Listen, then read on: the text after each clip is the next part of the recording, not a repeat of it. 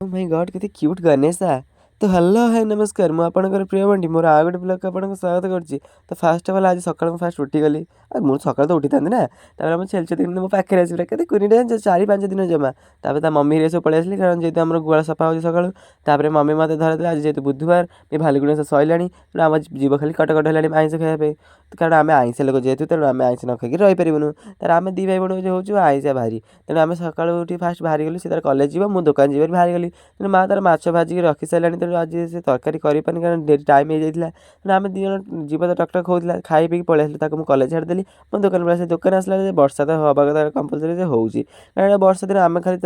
adjust करवा कथा तार आसिक घर खरा पहुँची गली खरा तरकारी माछ तरकारी भात खाई सारापर आम धन गति गली आम धन मैंने आम बाछुरी म से बहुत क्यूट जानछ ना ता मामा तो नहीं तो केवल सी अच्छी मामा तो आसते मामा तो नहीं तो आउ तापर सी मत दिन गेल करदेला राति आसला प्रभु गजानन भसाणी भी होता आमर तो गाँव साढ़े वर्षा होनी पुष्पा देख पुष्पा काठ बिकू ये एसी नाटक करुँच छाड़ से पुष्पा तो आसा कथा आसो से पैसा तो नौ फ्री में कर से आइला गोटे प्रकार गंजी पिंध दौरान गोटे प्रकार गंजी कर डीजे आगे जो अंटा हला न्यास तापर प्रभु गजानन को भी दर्शन करदेली गणेश गोरिला जाऊला हे भगवान मो कद पलि आस दीटा तीन धरिक सेल्फी नहीं जाती क्यूट गणेश रूप देखी माँ ताणी को दर्शन कर भन दर्शन कर रोज जय